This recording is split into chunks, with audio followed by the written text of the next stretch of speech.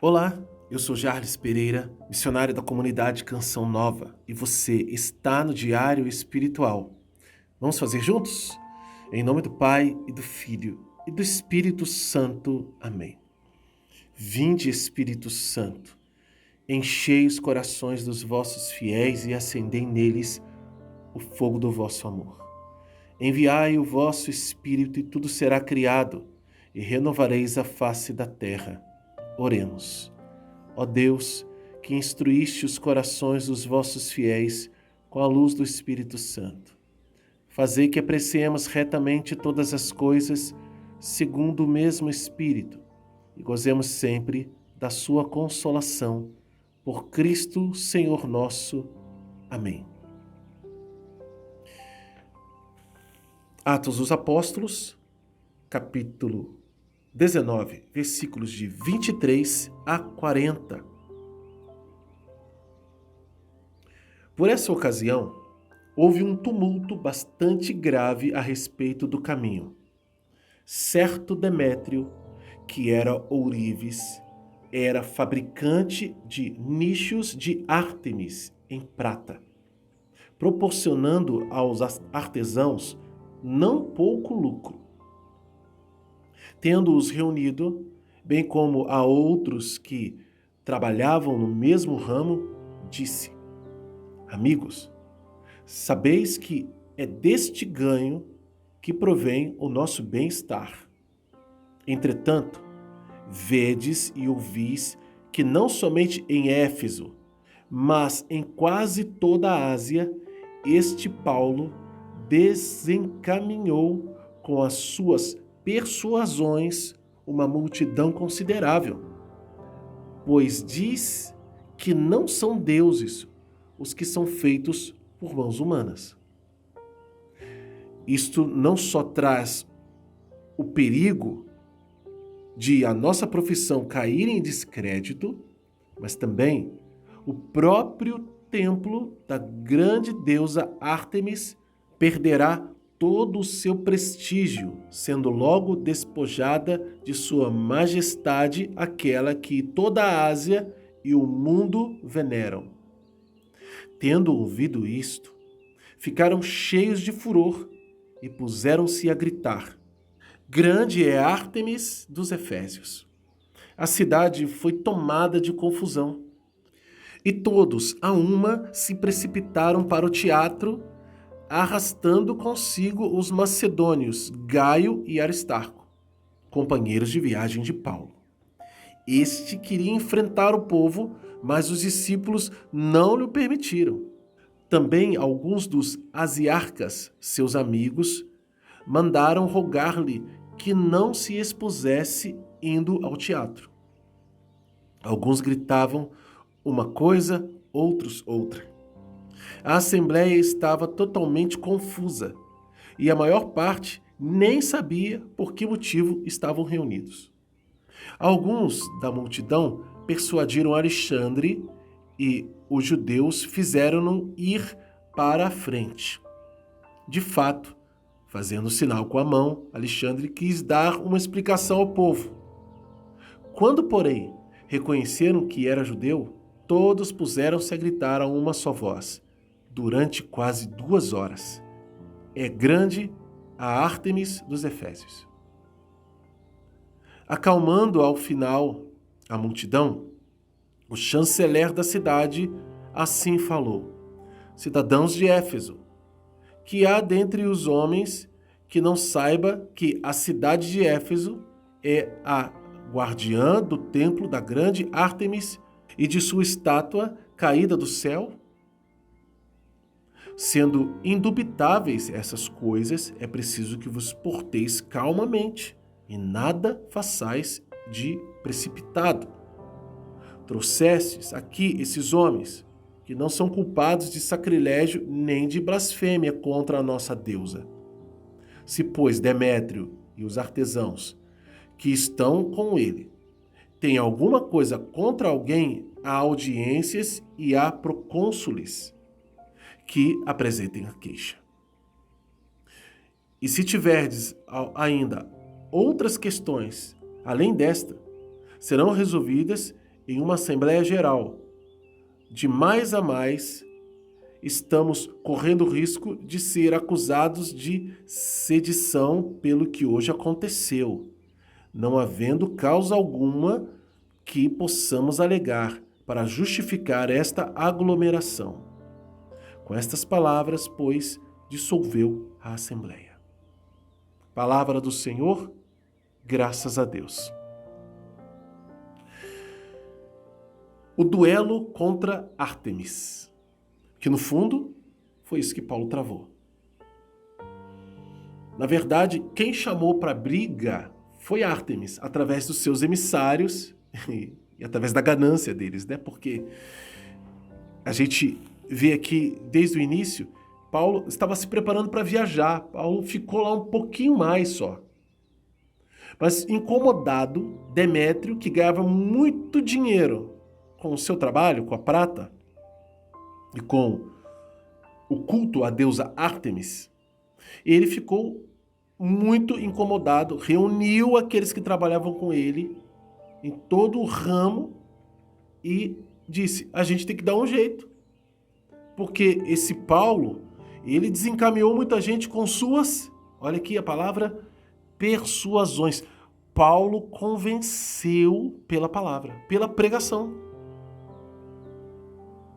Paulo convenceu pela pregação. Então, por suas persuasões, Paulo convenceu uma multidão considerável. E aí eles já estavam olhando lá na frente, falou, vai acabar tudo. Vai destruir a gente. E aqui é algo importante que a forma de combate principal do cristianismo é pela pregação e pela oração. Primeiro a pregação, porque é pela palavra que as pessoas podem serem convencidas do Evangelho, da verdade do Evangelho. É pela palavra de Deus. Então, Paulo prega e olha, ele nem estava pregando mais para os judeus, se voltou para os pagãos, e aí que foi outro problema. Ele saiu de um problema e acabou arrumando outro problema. Por quê? Porque Demétrio viu que isso estava levando ele à falência. E ele não queria de jeito nenhum que isso acontecesse. Então, fazendo isso, ele inflamou os discípulos de Ártemis. Ele inflamou aqueles que cultuavam essa deusa dos Efésios. E eles começaram a gritar, grande é Ártemis dos Efésios. E pegaram Gaio e Aristarco, que eram companheiros de Paulo, e queriam que eles explicassem. Só que havia um problema. A aglomeração era algo proibido no Império Romano. Por quê? Isso gerava rebelião, revolta, forçava Roma a entrar com armas e guerra. E a paz romana era o seguinte, a Pax Romana, né? Eu sou mais forte que você, você vai se comportar do jeito que eu estou mandando. Quer cultuar o seu Deus? Problema seu, não quero saber. Só não faça confusão na cidade e pague os impostos. Pronto. Você pode viver aqui no meu império. Era isso o Império Romano. Ah, não quer obedecer? Não, tá bom. Espada em todo mundo. Não quero nem saber. Então, quanto mais rebelião, isso dava problema para todo mundo, né? Você queria paz. A Roma mantinha o império, né? Mantinha aquele monte de soldados, aquelas legiões e legiões de soldados, ia conquistando mais terras e tinha os soldados para manter a paz do jeito deles, da força. Bom, só que eles fizeram isso, não quiseram nem saber, arrastaram todo mundo para lá. Foi uma confusão generalizada que tinha gente que nem sabia o que estava fazendo lá. O tamanho da confusão que estava acontecendo. Então, o que aconteceu foi que pegaram um judeu e falaram assim, vai lá explicar. Eles não queriam ouvir os judeus e ficaram mais 2 horas, gritando. Grande é Ártemis dos Efésios. Paulo queria ir lá resolver, mas não deixaram. Não, você não vai lá não. Se Paulo fosse, gente, Paulo morreria. Praticamente certo que ele morreria.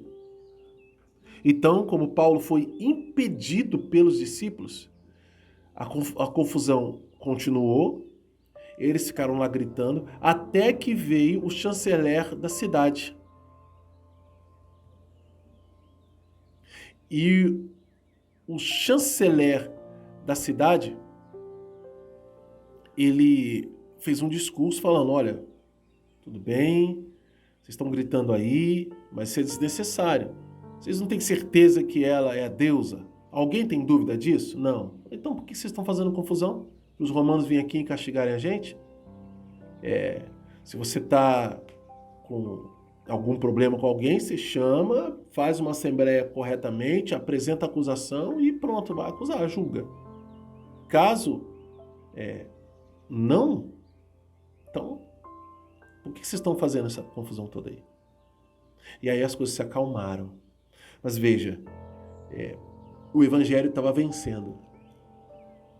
E quando o evangelho começa a vencer e este convencimento da verdade começa a mexer no bolso de quem ganhava a vida com outras realidades, aí vem a perseguição. O que o cristão espera? Espera que aquele que discorda do cristianismo que tente convencer as pessoas da sua própria religião. O nome disso é proselitismo. É o que nós estamos fazendo aqui. Claro, entre nós, a maioria de nós aqui é cristão, mas talvez alguém que esteja ouvindo não seja cristão. Mas se encante com a palavra. Se abra a palavra de Deus.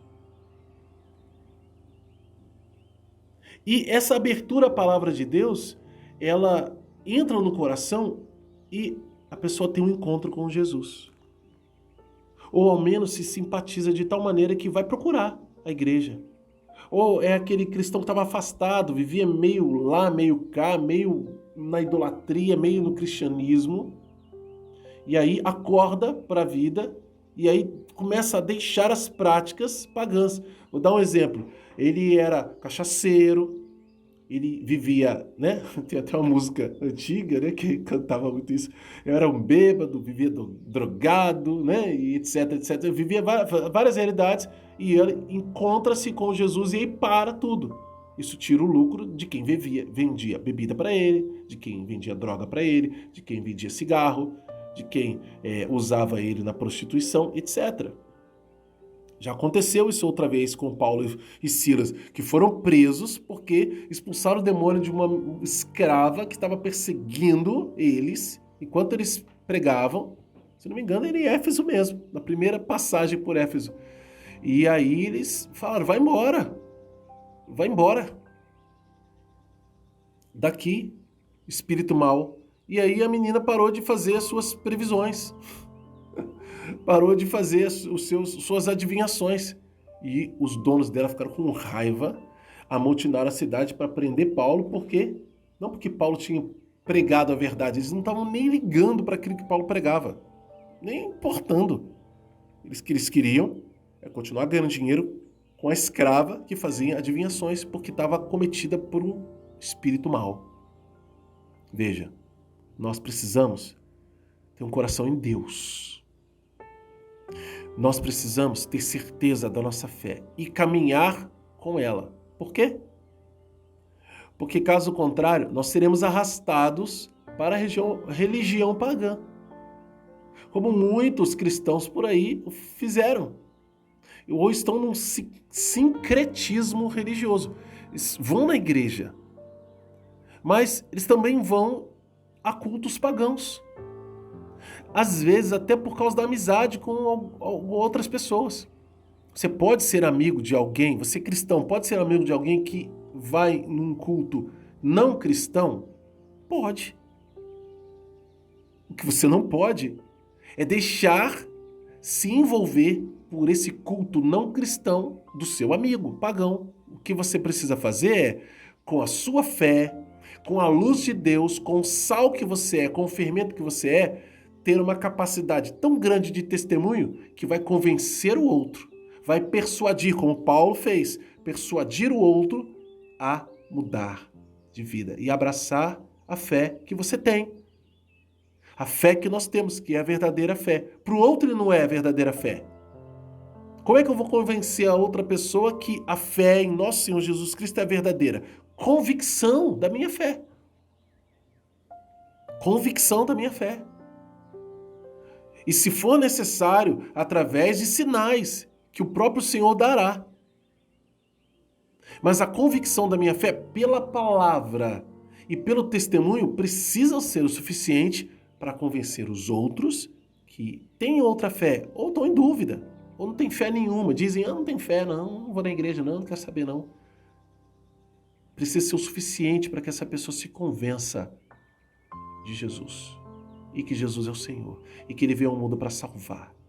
E que Ele veio para tirar o pecado do mundo. E que existe um céu, uma vida eterna. Que a vida não é aqui só, não. E agora não acaba aqui, não para aqui.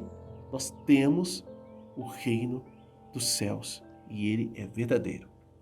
Ele é real. Por quê? Porque Jesus veio ao mundo. Por tanto amar o mundo, o Deus enviou seu Filho para que todo o que nele crê tenha a vida eterna. Não pereça, não morra.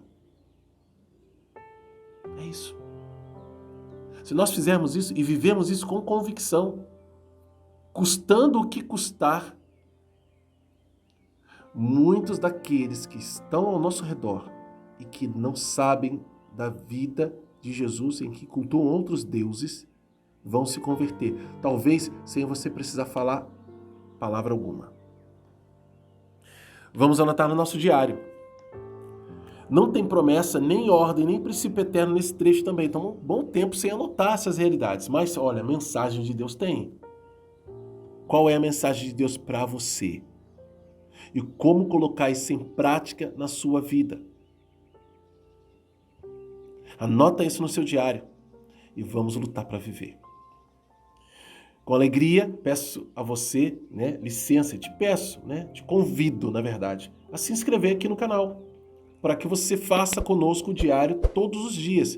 Inscrito, você, acionando o sino da notificação, você recebe os vídeos todos os dias. Por quê? Porque é diário espiritual, é todo dia. E eu sei que é difícil perseverar sozinho. Por isso que nós estamos juntos aqui. Quer vir com a gente? Então tá feito o convite e aqui na descrição do vídeo tem o passo a passo por onde você deve começar. Assista esses vídeos que estão aí sugeridos para você e vamos juntos fazer essa experiência. Que Deus abençoe você.